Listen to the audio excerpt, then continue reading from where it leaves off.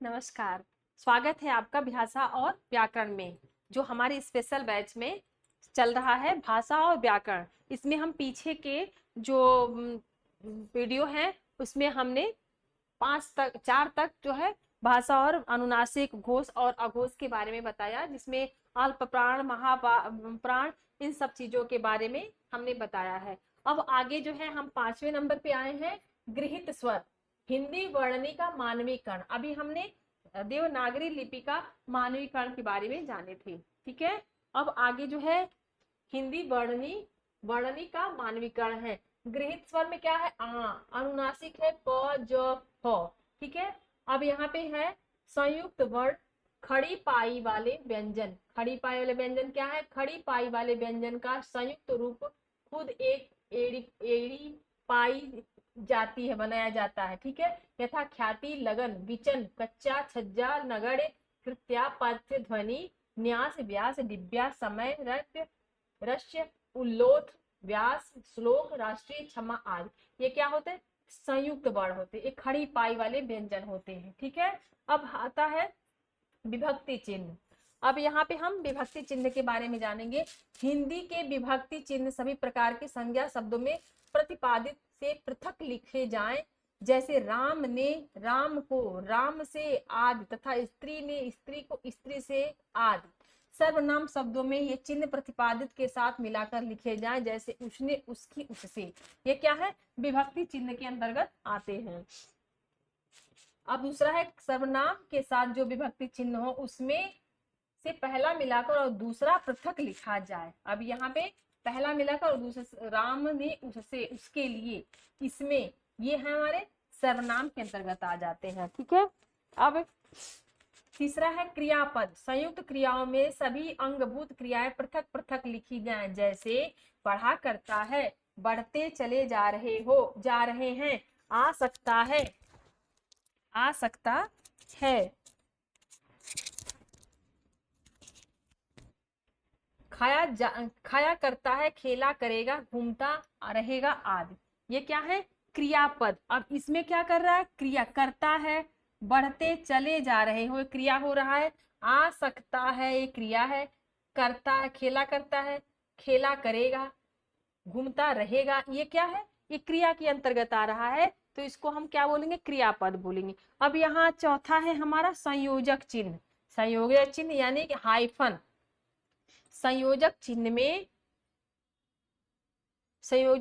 में चिन्ह का बयान अर्थ से स्पष्ट के लिए लिया जाता है। बच्चा, जैसे है क्या यहाँ पे? बच्चा, ठीक है। रस्व समाज में पदों के बीच संयोजक चिन्ह रखा जाए, जैसे दिन रात, देख रेख, चाल चलन, हंसी मजाक, लेन देन, शिव पार्वती संवाद, खाना पीना, खेलना कूदना। ये हमारे संयोजक चिन्ह होते हैं जो जोड़ने का काम करते हैं। संयोजक मतलब होता है जोड़ना, तो यहाँ पे जोड़ने का काम जो है ये चिन्ह करते हैं। ये जो चिन्ह है ये हमारा दो शब्दों को जोड़ने का काम करते हैं।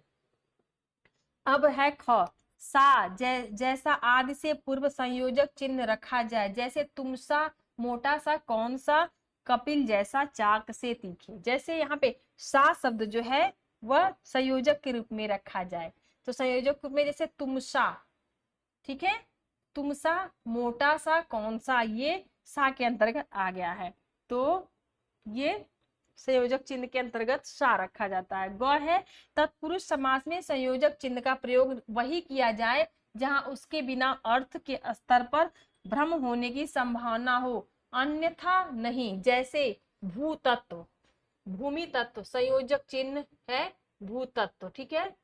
यहाँ पे है भूत तत्व में संयोजक लगने पर भूतत्व लिखा जाएगा, और इसका अर्थ भूभाव की भी माना जा सकता है। सामान्यतः तत्पुरुष समास में संयोजक चिन्ह लगाने की आवश्यकता नहीं, अतः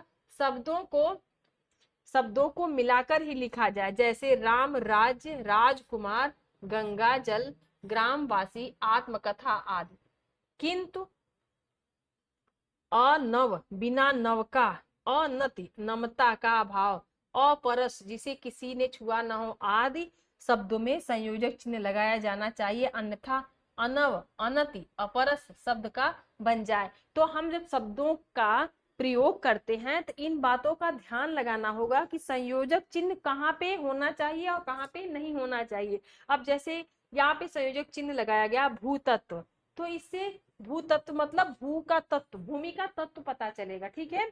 तो यहाँ पे मान लिया गया कि ये भूतत्व मतलब भूमि के बारे में। अब राम राज्य, तो राम राज्य में संयोजक चिन्ह के रूप में हम कैसे लगाएंगे, तो राम राज्य में हो जाएगा, अगर वो नहीं बन सकता, ठीक है। तो जैसे अब यहाँ है अपरस, अपरस में अगर संयोजक चिन्ह नहीं लगाते तो अपरस हो गया, अपरस हो जाता है, ठीक है। अनति है, अनति में नमता का भाव, ठीक है। अगर हम इसमें चिन्ह नहीं लगाते, संयोजक चिन्ह नहीं लगता, अनति हो जाता, ठीक है। तो हमारे शब्द का अर्थ का अनर्थ हो जाएगा, शब्द हमारे सही नहीं बन पाएंगे। इसलिए अगर हम संयोजक चिन्ह लगा रहे हैं तो उसको देखना होगा कि संयोजक चिन्ह कहाँ लगाया जा सकता है और कहाँ नहीं लगाया जा सकता, हमें इसका ज्ञान होना जरूरी होता है। अब यहाँ देखिए देवनागरी लिपि का निर्धारित मानक रूप, ठीक है। यहाँ पे देवनागरी का निर्धारित मानक रूप में ये क्या है, स्वर अ आ इ ई,